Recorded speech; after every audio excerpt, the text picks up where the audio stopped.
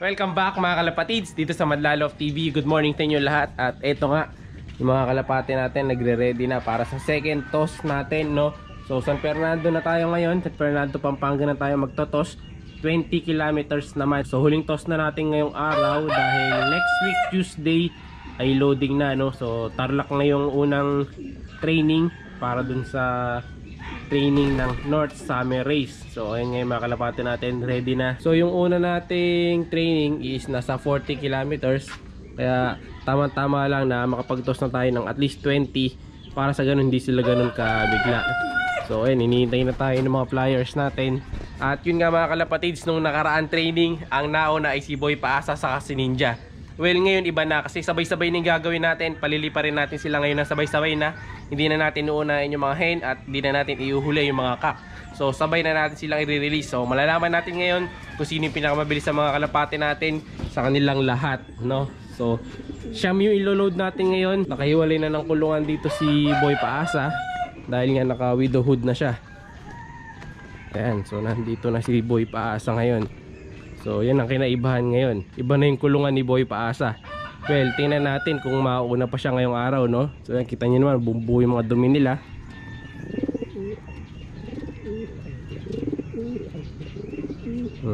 Si Boy Amo, ayan, nandito sa loob dahil naka-widowhood. Siyempre, kumpleto yan sa loob. Ayan, mayroong mga pampalusog dyan. So ayan. So hindi pa nga lang siya umiitlog, pero mamaya pagsasamahin na ulit natin sila. So paitlogin natin yan, then widowhood nga yung gagawin natin sa kanila. So kunin na natin yung mga kalapati natin dito, i-load na natin dahil medyo tinatanghali na tayo.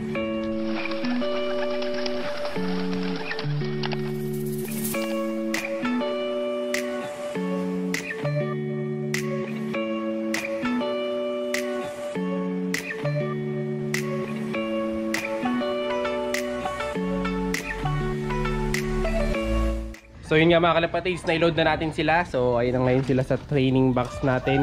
Ayan, nagkakagulo na. So natural lang ngayon, mag-aaway-aaway talaga sila dahil nasa training na tayo, no? So saglit lang naman yung biyahe natin, nasa 30 minutes mahigit lang. Depende kung matatraffic tayo, almost 1 hour. So ayan, napakaganda ng panahon ngayon. Pasikat pa lang yung araw, tamang-tama. So tara, halis na tayo. One eternity later. So this is it mga kalapatids, nandito na tayo sa area natin. Ayan, so nandito na tayo sa San Fernando. So ayan, nandito na tayo ngayon sa may San Jose, no? So San Fernando na to. Ayan. So yung panahon, medyo may namumong padiliman doon. Ayan, madilim, pero okay lang yan. So re-release na natin yung ibon natin ngayon. So eto na sila. So dito na lang natin iharap. Ayan, maluwag naman dito sa area na to para makaiwas din sila. So ayan, ready na natin. 7:14, 15, re-release na natin sila. A few moments later. Go! 3, 2, 1, go! So ayan na mga kalapatids, yung siyam na warriors natin. Ninja team, team ninja. Ayan. Ayan, paikot-ikot na sila. Tingnan natin kung sino yung mauna sa kanila ngayon. Ayan. So mananalo pa kaya si Blue Bar laban dun sa mga hen natin. Sana naging ibon. Sana. Ayun mga kalapatids, tumataas na. So pataas ng pataas yan hanggang sa dumirekta na sila. Ayun, may bumaklas na isa. Sino kaya yun, no? May bumaklas na isa mga kalapatids, miwalay. Mukhang Blue Bar. Ayun, may nalaglag pa na balahibo.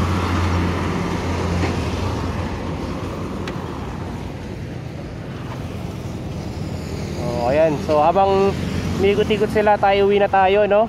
Tayo na lang natin sila sa bahay. Let's go!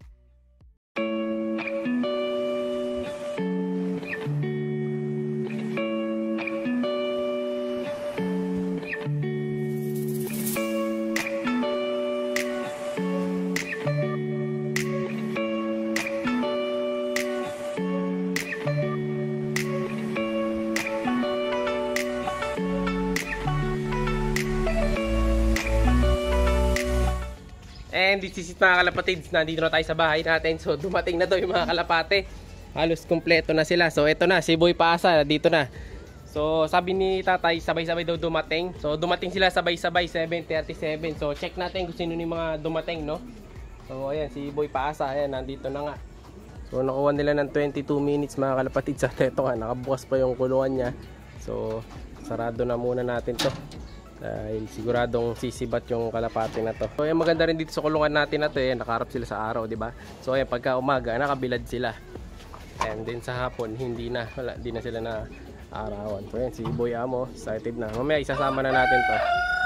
Ayan, si Boy Paasa. Ayan, diba? So effective talaga yung pag-widowhood.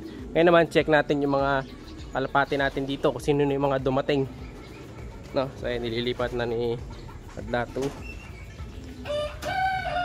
Ayan, sino ba to? Si Ninja, nandito na. Tapos ayun, si Mati. So ayan, si Mati mga kalapatids. Pasok na natin dun sa loob. Tingnan natin kung nandito na si R1 saka si R2. So yun mga kalapatids, si R1 saka si R2, ayan, nandito na. And then dito mga kalapatids, check natin, no, kung sino na yung mga nandito sa hen section natin, kung kompleto na rin. So ayan, si AJ, si Eminem, si Brad Pitt, si Ninja. So ayun para mga kalapatids, isa na lang ang kulang natin. Sino? Wala. Siyempre, si Puyo. Wala pa rin si Puyo mga kalapatids, no? So wala, mabagal si Puyo, ah. Wala pa. Lagi na lang siya nahuli. So yun yung delikado mga kalapatid sa mga bubong. Ayan, nakikita nyo ba yan? May pusa dun sa bubong. Ayan, naglalakad, oh. Ayan, oh. Ayan natin magiging. Ay, may pusa dun sa bubong. So pag dumapo yung kalapati natin dun, patay na. Magiging chokstugo na. Ayan. So wala pa nga si Puyo. Antay-antay natin, siguro parating na yon. Balikan natin mga kalapatid si Mati, kasi parang may napansin akong kakaiba kanina. Check natin. So eto nga mga kalapatids, meron tayong problema dito kay Mati. Ayan, may sugat. Mukhang nabakbak yung balat, no? So nag-start dito sa may pitcho. Ayan, dito sa pinakadulo ng buto niya. Ayan, parang tanggal yung balat niya. Ayan, medyo malalim-lalim din. Ayan, no? Tapos nangitim dito sa gawi dito. So pagbalik niya kanina, ganyan na. So possible na nasabit, di natin alam kung saan. O natiradol ba? Di natin alam eh. Pero ayan, may sugat siya. Kita nyo naman, dumudugo, di ba? Tapos ayan, nabakbak yung konting mga balahibo niya. So lalagyan natin ito ngayon ng betadine. Good yung balat niya eh. Kita na yung pitcho.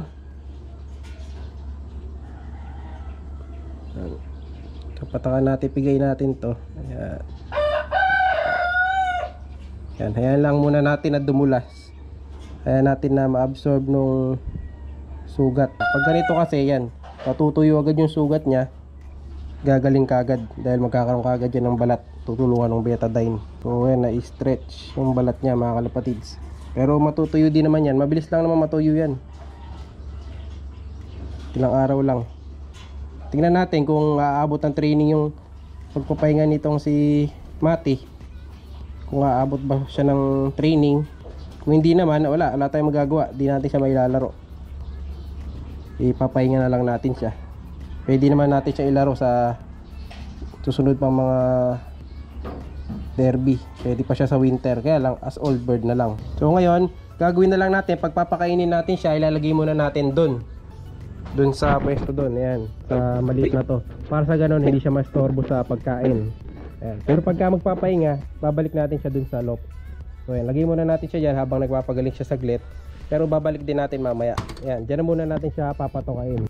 A few moments later. So eto pa mga kalapatid, yung pahabol natin kalapatay, dumating na. Si Puyo, may lumalanding. Pero parang sa bubong yata dumapo. Wala na. Ayan, tamad-tamad kasing rumonda tong si Puyo. Ayun mga kalapatid, si Puyo nasa taas. Ayun mga kalapatid, tutulak na siya para bumaba kagad.